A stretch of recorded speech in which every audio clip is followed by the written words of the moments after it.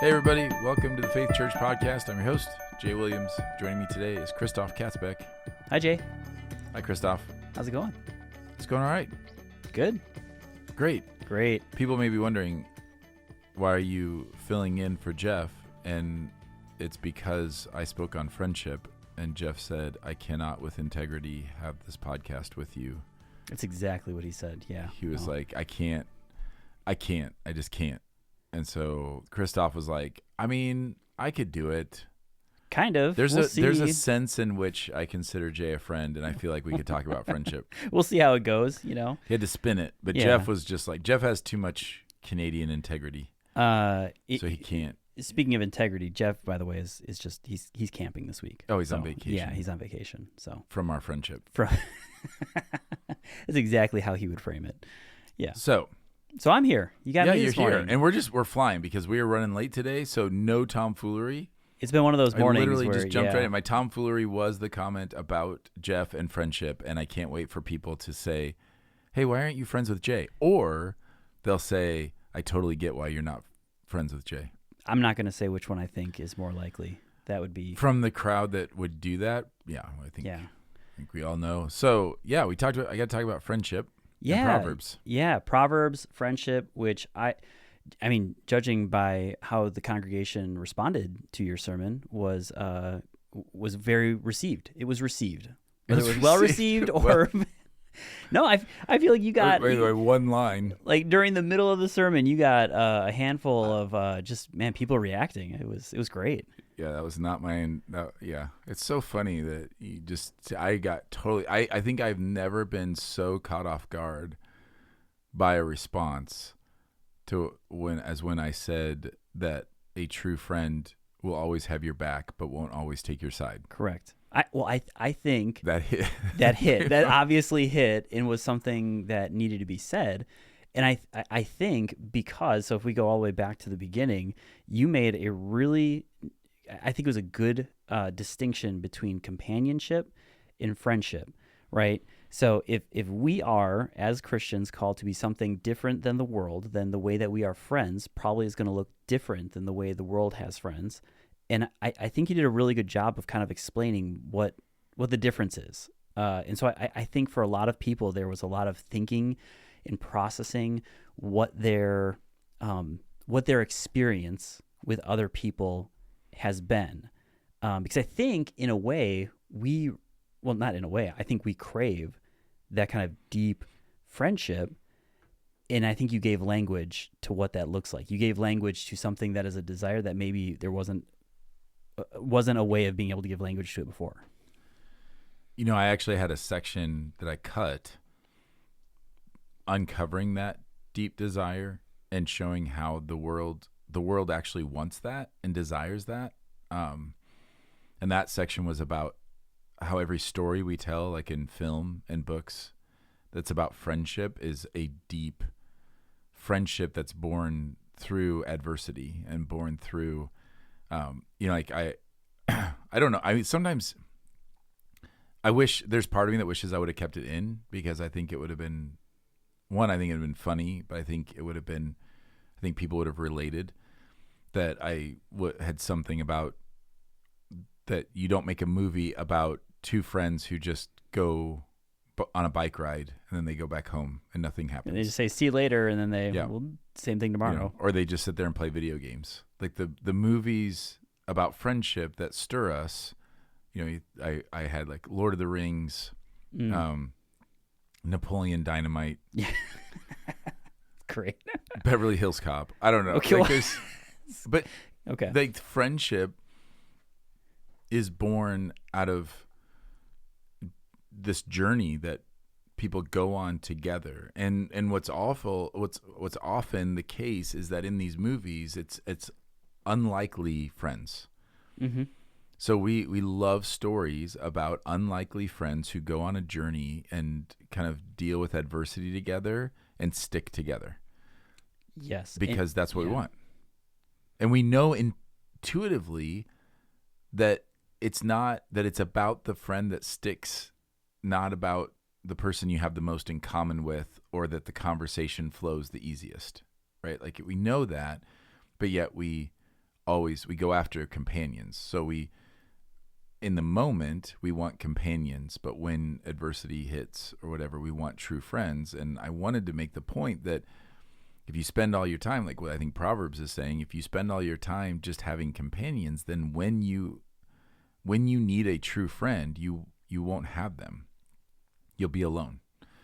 And we don't always count the cost of that. We don't think about that enough to say, oh no, I need the time. So there's so much stuff that I wish I could have gone into. Like the time for friendship to build that is now. It's really when you're in calm waters. That's when you plant those seeds, and then you see who sticks. And what we tend to do is we don't want to invest in deep friendship until we really need it, and then we're mad at other people for not being.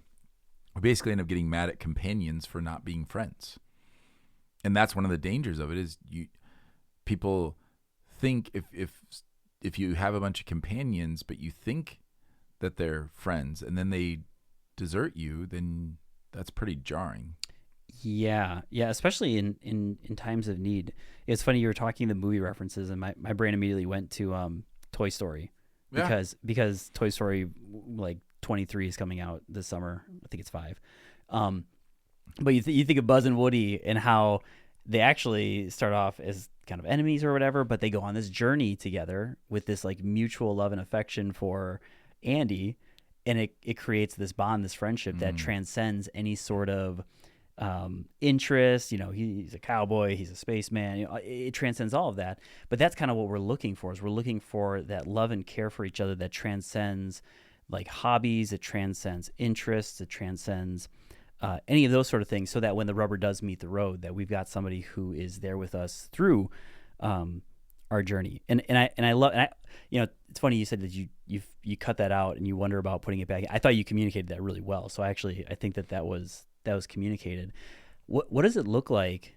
Because as you're saying that, I'm thinking, and yet still we tend to gravitate towards the easy thing of finding companions. We join the pickleball club. We join, all these different. I don't know why I'm picking on pickleball, but CrossFit.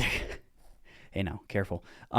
We join all of these clubs, these hobby things, and then we're frustrated when we don't have those friendships. So I think the question that kind of comes from that then is like, how do we pursue, or where do we pursue, or what does it look like to pursue that kind of friendship when kind of the easy way is towards the companions?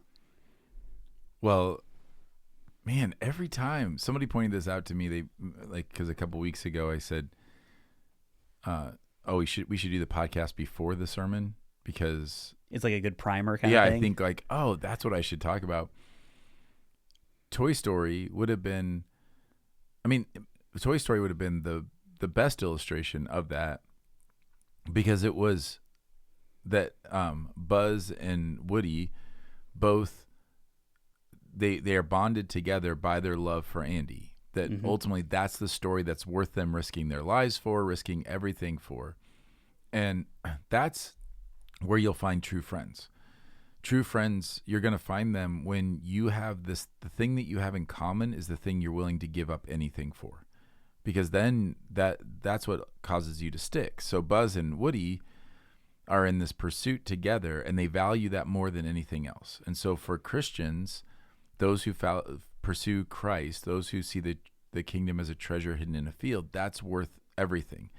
If you're friends because of pickleball, at some point, if like there was great adversity with pickleball, you'd be like, well, I'm just not going to play pickleball anymore. And then you don't see each other anymore. Right.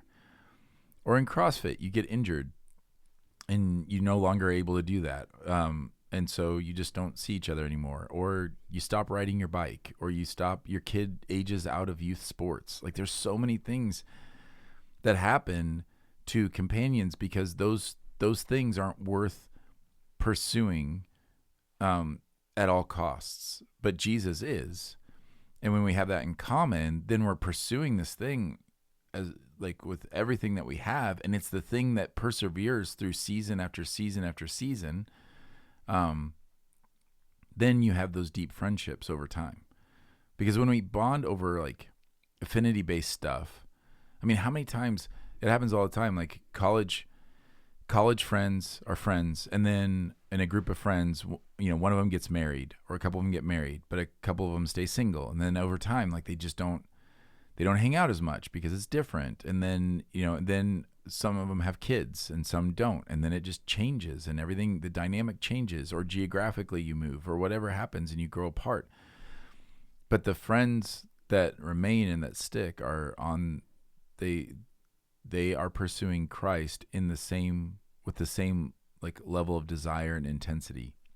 Yeah. Which, by the way, I think is why sometimes our church friends, we think of that as church friends, but that's not church friends. Like, these are Christ-centered friends, and that's different. And you can be arguably the most let down and the most disappointed by a church friend because you assume something about them that may not be the case, because not everybody that goes to church is radically surrendered to Christ. Well, church can be just as much of an affinity as other things sometimes, right? And For so sure.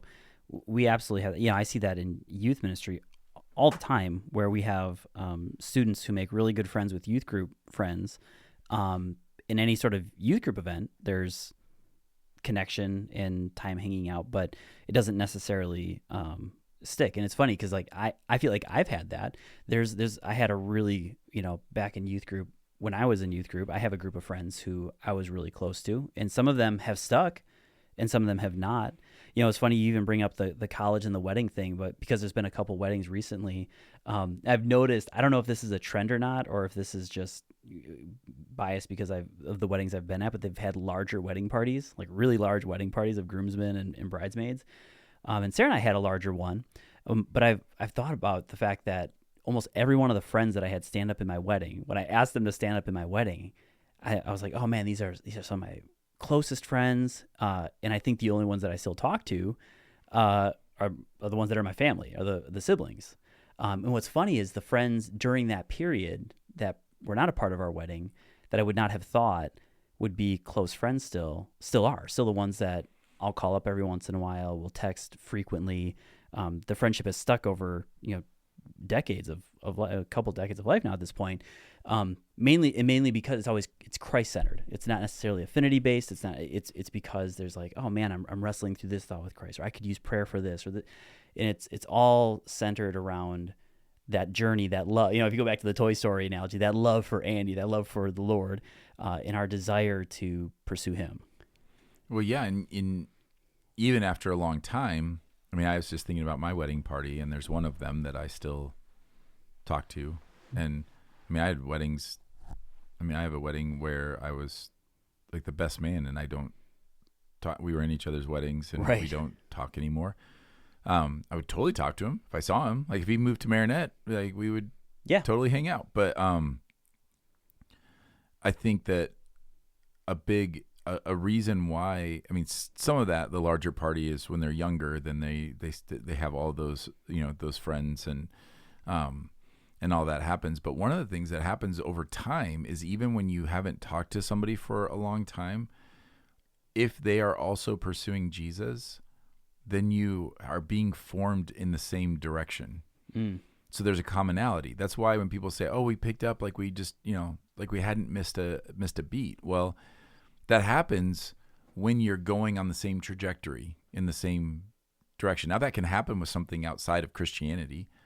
You could have been friends on the tennis team, and then you both continued to play tennis, and now you're in an old man's tennis league, and you'd have a lot to talk about because you kept that interest.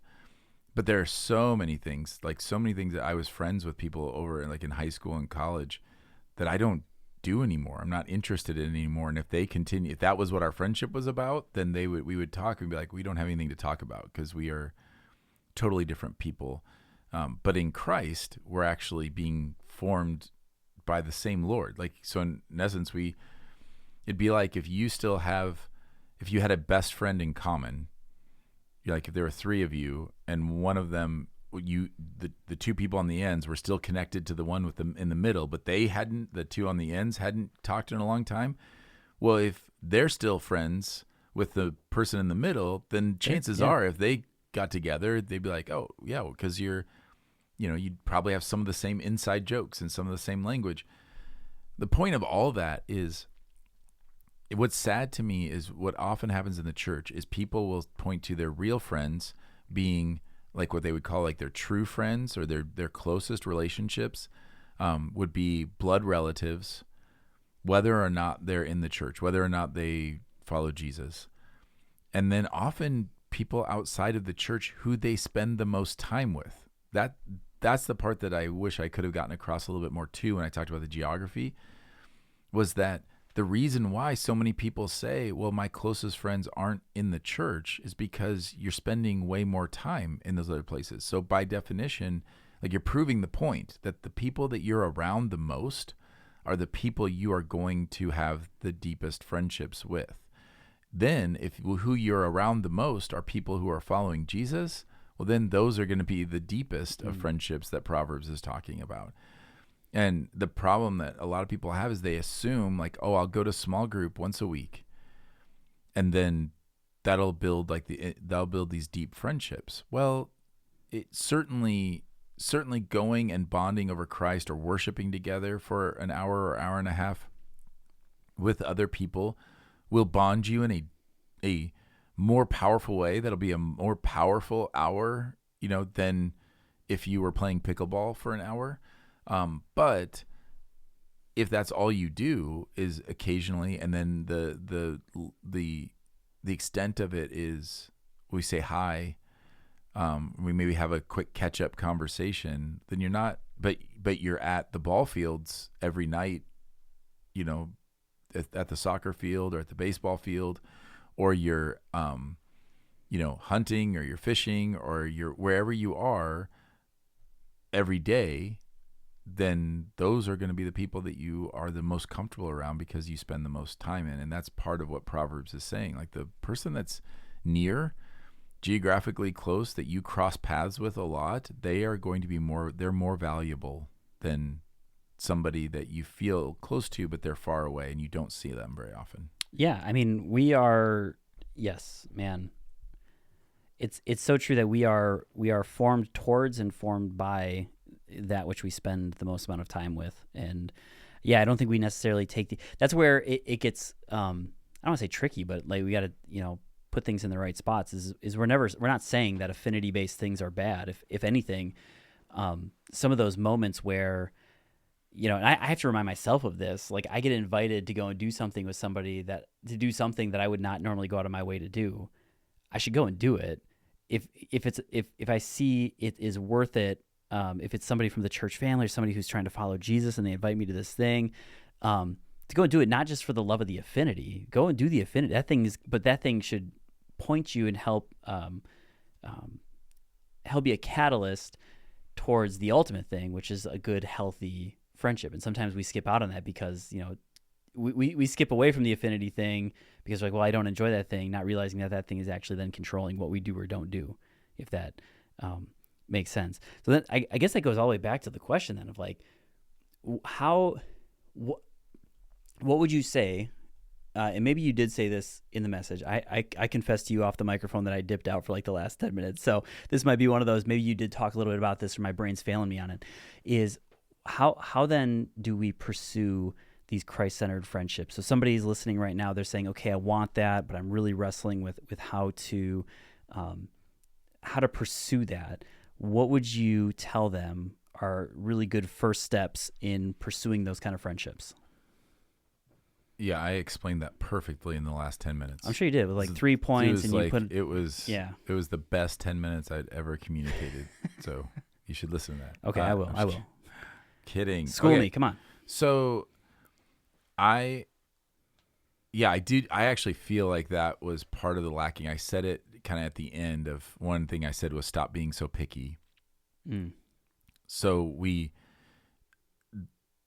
in an era where we feel like the internet makes us feel like we can find our friendship soulmate because you see Instagram, versions of friends going and doing this thing. And so if I can just find the people who love to do all the same things and think all the same things, like those would be my best friends.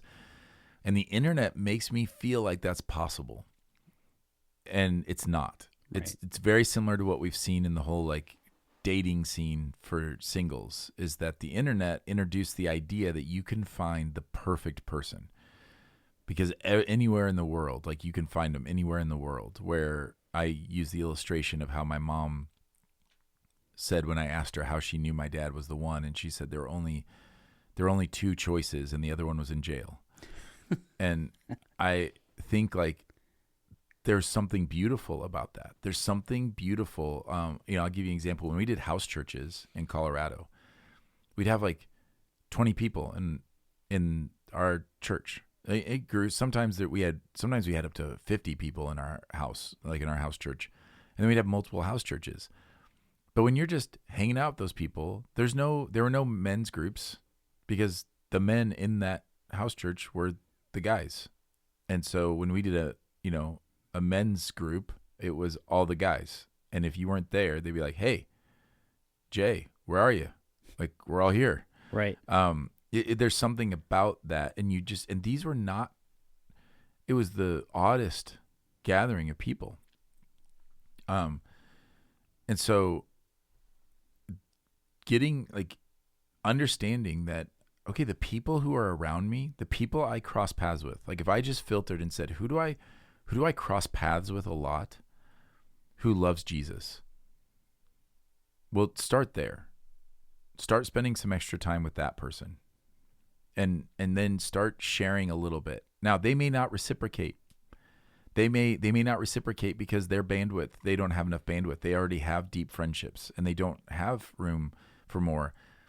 What the enemy will do then at that point is say to you, like, well, see, this is why you shouldn't try. This is why you shouldn't, spend time, or why you shouldn't ask people to do things. But that's the enemy. That's not Jesus.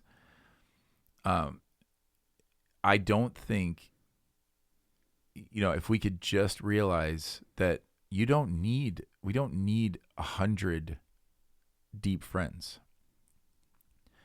And so if we trust God that he's giving us the gift of friendship, then look and receive the gift. Otherwise, sometimes I have seen people where I'm watching them and I'm thinking, you guys should just be friends. Why are you not friends? You both are looking for friends. You both love Jesus. You both live in the same area, and they still won't spend time together. They won't. And I don't always know why. I mean, maybe it's a fear of rejection. Maybe it's they think the other person's socially awkward. And I'm like, well, you both are. So then be like, yeah. I didn't say this in the sermon because I was filtering it out, but socially awkward people make the best friends. They really do, because they're not used to, they will be way more intensely focused on the friendship. And they're not the one who goes and can have really good small talk with 100 people. They're the one that's just going to sit there, but they'll have one conversation, and that one conversation, like, those are the people in my life, the people who, when things have been hard, the people who have stepped up the most are the people who you would not say are the most socially adept. Yeah. Yeah. Because they just do it. And so so that was one of the things, was just stop being picky. Look around in your life and say, who do I cross paths? That's actually how I found my closest friend. That's still the one guy in my wedding party who I still talk to, who's still one of my closest friends. In high school, I felt totally alone. I had no friends. I was following Jesus. I didn't know anybody else who was following Jesus. I had a lot of companions, but I had no deep friendships. And I was given this counsel of like, well, who do you cross paths with a lot who loves Jesus? And I looked around and there was one guy, but I'd always dismissed it because we were a year apart in school, which is so funny now, like a year apart. Can you imagine if someone who's 50 was like, well, but they're 49. I don't like that. But when you're in school, and especially at a big high school, that feels like different. Those are like, those are barriers. I also thought, like, he was like the star athlete, and I was not at that point. Like, we weren't playing the same sports. I had already, like, we were not. And the only time we'd really ever interacted was when we were like in junior high, when we were kind of more rivals. And I put rivals in quotes. Sure, that means that his team always destroyed me. Like, he was the, One-sided rivals. Right. Yeah. So I was like, and we'd been around. And so here was one of the lies I bought into. We'd been around each other enough that I was like, well, then I guess like, yeah, we just didn't click. And I honestly don't remember. I wish he was here right now. I don't remember which one of us said to the other one, we should be friends. It was the weirdest conversation. I know, because he was talking about how he felt. Did you have a what is it, the DTR, define the We did. relation? You Well, had a no. DTR with No, your because buddy. He was talking about how he felt like, man, I just don't feel like I have any good friends like to help me follow Jesus. He was talking about that at youth group one time. We were in youth group together. Yeah. And I just went over to him and I was like, we should be friends. Yeah. Why are we not friends? And then we started hanging out, and we hung out all the time. Oh, that's awesome. I love And that. we still like their kids are like my nieces, like I adore them. And right. Yeah. so that was a deep, lifelong friendship. And through him, I was connected with another deep friendship that, his friend in college, his best friend in college became one of my like closest friends. And point to say, and then they're the ones that when my mom was diagnosed with cancer, which is interesting because this kind of refutes the proverb about the brother far away, like better is the neighbor. Oh, yeah. My neighbors helped a lot when that happened, for sure. Yeah. And our house church helped a ton. But what also happened was those two guys jumped in a car. They lived in Iowa, and jumped in a car and drove out to Colorado. Wow. Yeah. Without even asking. They texted me from somewhere in Nebraska saying we're on our way. Wow. Like they didn't even give me the choice. They just were on our way. And so the point being is that sometimes you have to take risks. You have to say to somebody, like what I would recommend is look around, find people that you cross paths with a lot who follow Jesus, and then test the waters. Sorry. Test the waters. Share something that God is teaching you or something that you could use prayer for. You don't have to share like your deepest, darkest secret. But to say to another Christ follower, hey, I've been struggling in this area. Would you pray for me this week? And see what they do. And if they come back to you and they say, hey, how is that thing going? I prayed for you this week. Then say, whatever, tell them how it's going. And then ask like, hey, can I pray for you with something? And then ask like, could we grab lunch sometime? And if the people respond, then you say, then just keep investing in that. And don't worry about, well, do we both enjoy the same hobbies or do we both enjoy? That's not what's going to give you the kind of friendship that you actually desire. Going back to the whole movie thing, it's not going to give you the thing that you actually desire. What's going to give you the thing you want is the friendship that's formed in Christ, because you both have the same best friend. Like you both have the same friend who has redeemed us, and now you have that together, and then that's how a friendship will grow. And I just see so many people just like milling around, not connecting. They're all like, it's fear, it's lack of awareness, lack of whatever it is. But it's wild. You know this, like and you see it in youth ministry all the time. Oh yeah. Yeah. Everybody thinks they're the only one that doesn't have friends. Oh my goodness. Yes. Yeah. Everybody. And it you're doesn't like, change as they get just older. Hang out. Right. You hang out. Right. Yeah. But then we'll go like, oh, well, but they don't do that. Like, stop it. Stop. That's what I mean by stop Yes. being picky. Yeah. Yep. Do they love Jesus? Do you see them a lot? That's Exactly. probably who God is giving you as a friend. Well, and so what I love, and you did this in the sermon, and I think just even through those explanations, those three things that you gave, to me it models, and it's still amazing to me that God Himself would take on flesh, just the whole gospel story, but like we have God Himself as a model for what friendship looks like, because Jesus walked among us, took on people with Him, lived with them for years, and we see how He interacts with them. And I'm struck by just filtering, reading through the stories of how Jesus interacted with the disciples, interacted with those He came across, interacted with how He interacted with them, and how He modeled friendship. And so I hear that, like he called upon people that would have never been expected to be called upon, fishermen, tax collectors, and said, come and follow me. That was his close circle. They were people who were abrasive, and he had to every once in a while call out on things, and yet he loved them deeply and profoundly. I'm still struck by one thing that I've I feel like has been stuck in my brain the last couple of months has just been the two stories of Judas and Peter, and just how he still washed the feet of Judas, knowing that he was going to betray him. Like, he still loved him and modeled that. And he still loved Peter despite knowing he loved Peter so much, despite knowing that he would deny him in his darkest, most difficult moments. And so when I think about Jesus being the model of what it looks like to be a friend, I think of that. I think of, not being picky. You had mentioned not being offendable, right? Like, and that's what friends do. Like, I can't count the times with my really good friends where I have had a moment where I have said something boneheaded and they've had to kind of call me out on it. And I needed to have a posture of humility and being able to be like, that I needed to hear that. I had that multiple times. I had a really good group of friends in college, and I had that happen multiple times where I'm thankful that they felt like they could speak to me in that way. And God had me in a season of life where I was able to receive that.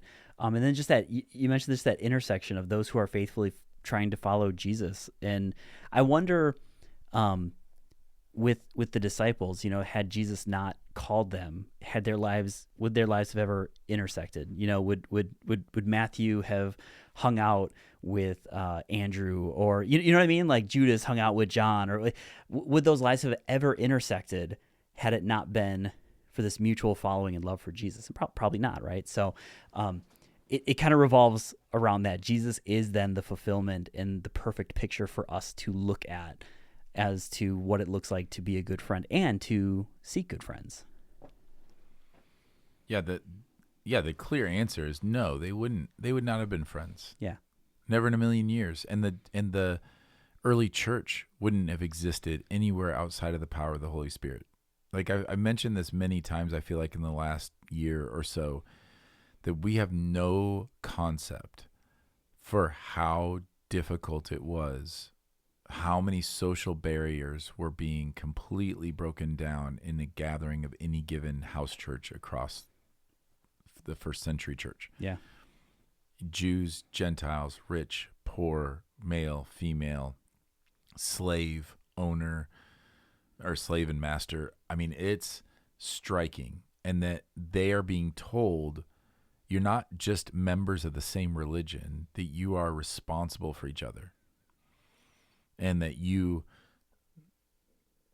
are required to love one another and care for each other and treat each other as families. He even says that to masters about their slaves. This is like our biggest political divides have got nothing on that. And yet they were deep friends. And we can look back at the disciples and think of them as this band of brothers. You would have had people who hated each other. Right. Like, I cannot even imagine. I mean, we don't have many accounts of that, but you just know. I mean, Matthew, as a tax collector, would have been hated by Simon the Zealot. Like, are you kidding me? There's just no way they would have been friends. But in Christ, they are. It is like a Buzz and Woody. So I should have definitely passed this off, or all of this to you, and have you give me the film illustration. And I think so. Like, that's don't judge friendships the way the world does. That's a big thing about that. And what I wish I would have wrapped it up with, the application, now that I'm thinking about it, is the week before. Last week, I talked about how we're formed in Proverbs, like how wisdom is formed in us, and how it's heart, hands, head. So first, do you see it and want it? And like, do you desire it? Then if you do, then walk in faithful obedience, and then you'll understand. And this would have been a perfect example. I don't know why I'm so dumb. I don't know why I didn't point that out, but this would have been a great example of, you can read stuff and you can think about it, but you don't know until you experience it. And you don't understand it. You don't understand any of this stuff of what the Bible says about friendship until you experience it. And then you're like, oh, okay, now I see. when the day of calamity hits and I see that who are the people that stuck and who are the people who didn't, who is most helpful, all these different things. But so the question is just like, do you want that friendship? There are a lot of people who are just fine with companions, and then Proverbs becomes a warning to them. So there are a lot of people who prefer companions because they don't want anybody getting into their business. They don't want to feel that responsible. They're happy just playing volleyball together. They're happy just, going to the bowling alley. Pickleball, man. Playing pickleball. And they're content with that, and they don't want anything more. You can't make somebody want something that they don't want. So that I see that happen a lot where people are like, get burned on friendships because they're trying to have a friendship with somebody where they're just like, I want companions. Like, I want to hang out when the Packers are playing, and then I don't. So if you don't want it, you're not going to have it. But if you do want it, then the next step is the hands part. It's the obedience part. So then obey Christ and trust him. So spend time around people who follow him. Like, that's part of why we're doing the greenhouses and everything. Like, be immersed in it. When people tell me right now that, like, well, I don't have time, and I get it. People always come up with an exception to the rule and say, well, what about the person that, like, yes, there are legitimate reasons why somebody can't be in a greenhouse on Wednesday night. Those reasons are few. The legitimate reasons are few, but they do exist. That's not my point. My point is, if you just think about your week of 168 hours in a week, and this is, again, going back to what we're talking about with spiritual formation, but it works with friendship too, because that's where these friendships are formed. We're saying give 4 of those hours to this consistently. Be with people consistently. And when I say 4, I'm talking about 2 hours on Sunday morning. I'm telling you, if you come 15 minutes early on Sunday morning and you leave and you plan on leaving, you think about church ending 15 minutes later than it does, then your interactions will go up by a factor of 10.